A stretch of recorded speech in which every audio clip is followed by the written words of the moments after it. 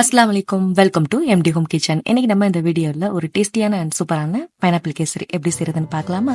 அதுக்கு முன்னாடி நம்ம சேனலை சப்ஸ்கிரைப் பண்ணாதவங்க சப்ஸ்கிரைப் பண்ணிக்கோங்க, பெல் ஐக்கனை கிளிக் பண்ணிக்கோங்க. வாங்க வீடியோக்குள்ள போலாம். ஒரு கடாயில 2 டேபிள் ஸ்பூன் அளவு நெய் சேர்த்து, நெய் நல்லா சூடான பிறகு 15 முந்திரி பருப்பு உடைச்சு அதில் சேர்த்து ஒரு 30 செகண்ட்ஸ் நல்லா வறுத்துக்கோங்க. கொஞ்சம் கலர் மாறின பிறகு ஒரு 10 உலர்ந்த திராட்சை இருக்கு இல்லையா, அதையும் சேர்த்து கொஞ்சம் ஃப்ரை பண்ணி எடுத்துக்கோங்க. அதை எடுத்து ஒரு சைடு வச்சுக்கோங்க.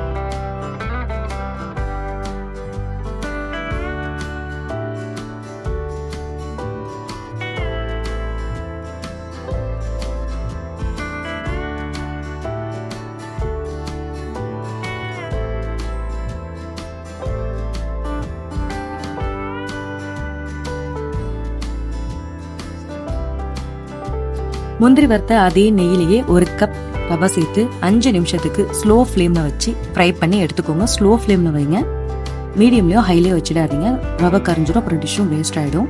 அப்புறம் முக்கியமான விஷயம் என்னன்னா, எந்த கப்ல ரவை அளக்குறீங்களோ அந்த கப்ல தான் நம்ம சுகர் அண்ட் தண்ணி அளக்க போறோம். அதனால கரெக்டான மெஷரிங் கப் எடுத்துக்கோங்க. ரவா நல்லா வறுப்பட்டு ரெடி ஆயிடுச்சு. இதை நம்ம ஒரு சைடு தனியா எடுத்து வச்சிடலாம். சேம் கடாயிலேயே 2 டேபிள் ஸ்பூன் நெய் சேர்த்து, நெய் நல்லா சூடான பிறகு ஒரு கப் கட் பண்ண பைனாப்பிள் சேர்த்து நல்லா வதக்கிக்கோங்க. நான் எந்த கப்ல ரவா அளந்தனோ அதே கப் அளவு ஒரு கப்பு பைனாப்பிள் எடுத்திருக்கேன். ஏன்னா நிறைய பைனாப்பிள் சேர்த்தோம்னா நல்ல டேஸ்டா இருக்கும் கேசரி, ஒவ்வொரு பைட்டுக்குமே நல்லா இருக்கும். அதனால முடிஞ்ச அளவு நிறையவே நீங்க பைனாப்பிள் சேர்த்துக்கோங்க.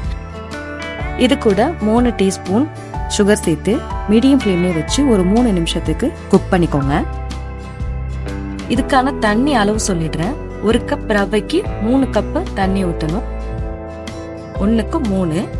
நான் 2 கப் தண்ணியும் 1 கப் பைனாப்பிள் ஜூஸும் ஆட் பண்ணியிருக்கேன். தண்ணியோட கிளிப்பிங் எனக்கு மிஸ் ஆயிடுச்சுங்க, அதனால என்னால் அதில் ஆட் பண்ண முடியல. நீங்க 3 கப்புமே தண்ணி கூட சேர்க்கலாம். ஆனா பைனாப்பிள் ஜூஸ் சேர்த்து செய்யறதை விட அதோட டேஸ்ட் கொஞ்சம் கம்மியா தான் இருக்கும். அதனால நீங்க முடிஞ்ச அளவு ஜூஸ் சேர்த்தே செய்யுங்க. அப்புறம் எந்த கப்ல நான் ரவை அளந்தனோ அதே கப்ல 1 கப் சுகர் சேர்த்திருக்கேன். அது சேர்த்து நல்லா மிக்ஸ் பண்ணி விட்டுக்கோங்க. இது கூடவே 1/4 டீஸ்பூன் எல்லோ ஃபுட் கலர் சேர்த்து அதையும் மிக்ஸ் பண்ணிக்கோங்க. அப்புறம் இது கூட 2 ஏலக்காய் தட்டி சேர்த்துக்கோங்க. அண்ட் 1/4 டீஸ்பூன் உப்பு சேர்த்து நல்லா மிக்ஸ் பண்ணி கொதிக்க விடுங்க.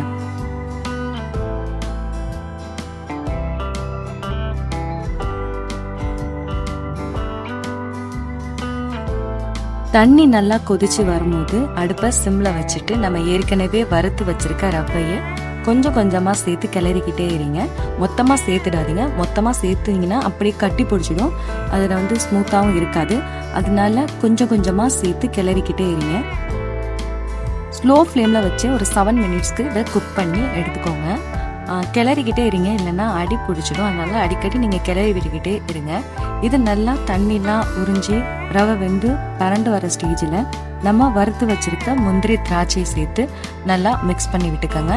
இது கூட 2 டேபிள் ஸ்பூன் அளவு நெய் சேர்த்து அதையும் நல்லா மிக்ஸ் பண்ணி எடுத்துக்கோங்க. அவ்வளோதாங்க, டேஸ்டியான அண்ட் சூப்பரான ஒரு பைனாப்பிள் கேசரி ரெடி ஆயாச்சு. கண்டிப்பா அதை ட்ரை பண்ணி பார்த்துட்டு எப்படி இருந்துச்சுன்னு கமெண்ட்ல சொல்லுங்க. மறக்காம நம்ம சேனலை லைக் பண்ணுங்க, ஷேர் பண்ணுங்க அண்ட் சப்ஸ்கிரைப் பண்ணுங்க. தேங்க்ஸ் ஃபார் வாட்சிங்.